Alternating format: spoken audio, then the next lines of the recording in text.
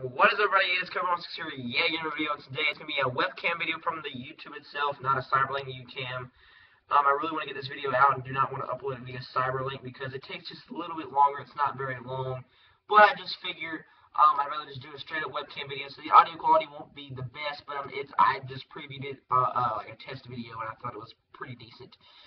So Extreme Rules 2015.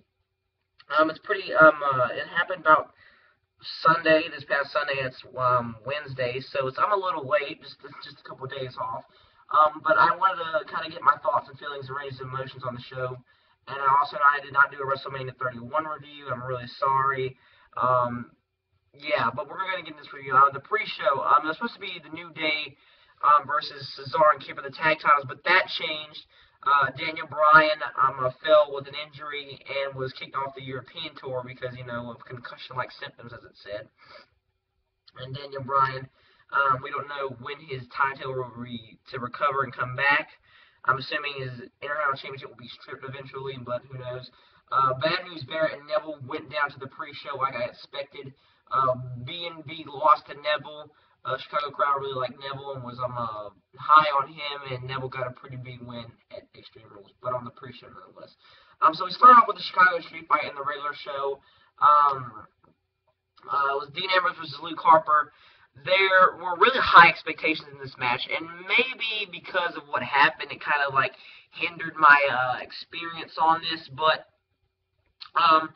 Dean Ambrose pretty much and Harper, they were going back and forth to start the match. They were brawling, and I actually kind of like they gave this build. They normally if Harper powerbombed Ambrose through the ladder at WrestleMania, that would be it, and normally they wouldn't do anything. But this time they did, and then like Harper put Ambrose through a table, and they like kind of built it up progressively with a brawl.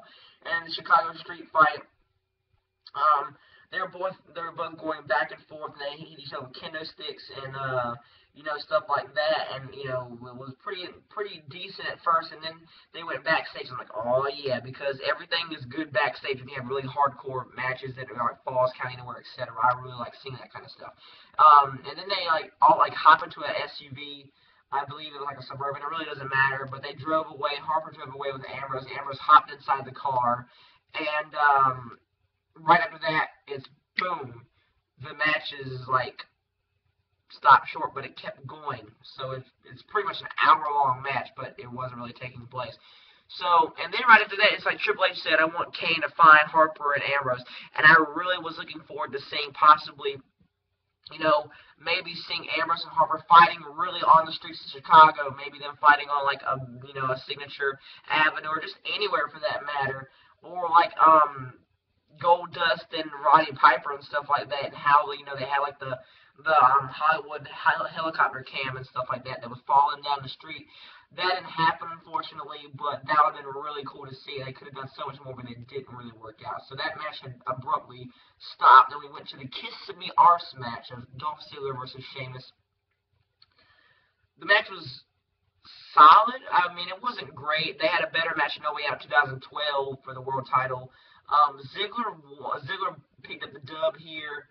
I really was not. I didn't get why Dolph Ziggler won this match here, because this is Sheamus's match pretty much, and he just came back, and this is his first pay-per-view. You want to establish Sheamus as that dominant heel and that big bully. You don't want to make him look like a heel, just a regular heel, like a person that runs away, that kind of stuff. You know what I mean? And they don't want to make him look really weak, and he loses in a roll-up. So I know that's not really a weak way to go out, but I just didn't like it. Then we went through 6 minutes of agonizing torture of Sheamus, just being like, no, I don't want to do it. And just screaming and throwing a temper tantrum. And Ziggler's like, oh, pucker up, Sheamus, or whatever. Sheamus low blows Ziggler, and then Bro kicks him. And then we're going to get a rematch at Payback in the King of the Rings tournament. Both of the men kind of screwed each other in their matches and prospective matches. So I guess it'll be much better than the Kiss Me Arse match, that's for sure. Hopefully Sheamus will go over this time. WWE Tag Team title match, holy crap, Cesaro and Tyson Kidd versus the New Day was a fantastic match. arguably the match of the night. I mean, it was so good. Everything was timed out perfectly. You had Cesaro and Biggie going one-on-one with another, with one another. You know, you had a lot of good double team moves going on, and the New Day played to the Chicago crowd. And then the last 5 minutes was absolutely entertaining. It was just great tag team wrestling. You know, with Natalya, Xavier Woods, Tyson Kidd, Cesaro, Biggie, and Kofi. Everybody getting involved and with everything rushing in with Cesaro Sweet, everything. Cesaro and Kidd were very good baby faces here. And in the end, New Day picked up the win via rope on Cesaro. They're your new tag team champions. Don't really get it. I thought Cesaro and Kidd were getting really white hot when it came to the tag team division and stuff, and they would probably move into like a tag title feud with the Lucha Dragons at SummerSlam and possibly drop it to them. But that didn't happen. New Day wins. They're gonna have a rematch at Payback because on SmackDown, the spoilers, it said that it ended in disqualification. So just expect more build in the coming weeks. So yeah, New Day win. It's gonna be interesting where they go from here, but was not expecting the New Day to pick up the W here. And after this, New Day are doing a backstage interview, and Harper and Ambrose roll up, and Ambrose does a diving like crossbody or elbow, I should say, on the New Day and Luke Harper. So, and then after that, Ambrose drags him back in the ring. We get a lot of chairs going around, powerbomb in there, and that's really it. Ambrose then hits the Dirty Deeds, 1, 2, 3. Ambrose wins. So, yeah, you kind of segued into that. Good job, WWE. Then, right after this, we have the Russian chain match for the United States Championship. John Cena versus Rusev. And, Cena wins.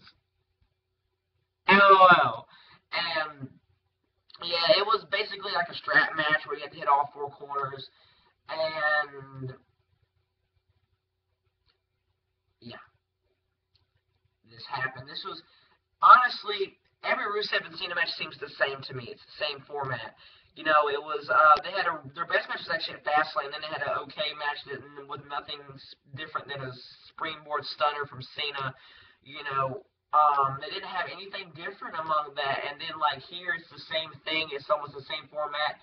And they were kind of limited with the chain, of course. But now, with Cena winning 2 times in a row, we're going to I Quit match. You know Cena never quits. And you know what's going to happen at Payback. Cena's going to beat Rusev and do something stupid and make Rusev look really bad. He wasn't buried at WrestleMania 31, but by God, he's going to get buried at Payback. And it's going to be really tough to see if Rusev recovers. But we'll see. Divas Championship match, Nikki Bella versus Naomi. Nikki Bella wins. Last man standing. Roman Reigns and Big Show. Great match. Was not expecting this whatsoever. I am a big person that believes Roman Reigns has a lot of potential, but I'm, for one, am not a big fan. I'm not fully sold on him. I'm really big upon that. But he really impressed me. He impressed me in the main event of WrestleMania, and he also impressed me here having a good match with the Big Show. Barely anyone can have a good match with the Big Show. And the fact that he did it in a last man standing match and did not make this a snoozer, and the fact that he got the Chicago crowd involved, and the boos were not, you know, they weren't like overbearing, and the Big Show wasn't getting cheered or anything like that. And you know, that was great. But the only retracting quality of this was the no selling. Roman Reigns getting up after a lot of stuff happening to him, like the table stuff and the barricade with Big Show, and you know, this multiple Superman punches and the spear. Oh man, it was just a lot of stuff, and you're like, really? Only Brock Lesnar was supposed to do this stuff because he's Brock Lesnar, but really the Big Show. But Roman Reigns wins. Finally, he's going to get rid of the Big Show now when he's in a triple threat match with Seth Rollins and Randy Orton for the WWE title Payback. But Alex came out and got beat up by Ryback. I was expecting Bray Wyatt to come out, but he did not. He would come out on the following night on Raw. But, yeah. And then we get a steel cage match for the WWE Championship. Not a good match. Not that great. And some people will say, no, I don't agree. It was a pretty decent match for a steel cage. But number 1, it's a steel cage match. Number 2, it's 2015. Number 3, there was no RKO. Number 4, there was no curb stomp. So this just had a recipe for disaster, if you know what I mean. And also, number 5, Kane was the guardian of the gate. The gatekeeper. So, enough said. It was not good like I wanted it to be, because the curb stomp and no RKO alone is bad, but the fact that you know, add those other elements on top of it just made for a sorry main event for Extreme Rules. Rollins really tried to get out of the cage a lot, which I did not like, because, you know, Rollins was like he was trying to run away from Randy Orton. You know, Rollins should be one of those badass heels that doesn't care. You know, he can have some of those moments where he's scared, like with Brock Lesnar, because I'd be scared if I was, you know, champion and Brock Lesnar was after me. But really, I mean, Orton, again, he looked like he was about to win. Then Kane comes in, then a choke slam, and then another choke slam to Rollins, and then, you know, trying to get Orton again. Orton RKO'd him. Then Rollins RKO'd Randy Orton, and then Rollins got out of the cage, and then he stands tall. I mean, it was just, I don't know, it just felt sloppy, and it felt really slow and lethargic and stuff. I just didn't like it. But yeah, overall, there wasn't anything really bad besides, like, really the Russian chain match and anything underwhelming. But, you know, the Chicago Street Fight and the Steel Cage was kind of underwhelming. But, I mean, Extreme wasn't great, wasn't better than WrestleMania 31. Solid show, you know, kind of what we expect from WWE at this point. I don't expect them to do anything until SummerSlam, because SummerSlam's already sold out, so there you go. But yeah, Payback, Rollins, Orton, and Reigns, Rusev, and Cena I Quit match. And by the way, Bad News Barrett is King of the Ring, good for B&B. Now when he does this thing where he, like, takes off his cape, he's going to have the King's robe. Bada boom, boom. And, yeah, so thank you for watching, guys. Comment down below if you want to be a sponsor for ECW and you'll be featured in the commercials. Check out the website down below. And room tours are coming soon. Action figure collection. Room tour is coming next week. ECW is coming this Friday. A couple other things going on. DVD reviews is coming soon. I've been requested a DVD review. I'm going to get to one. Thank you very much for watching. Deuces.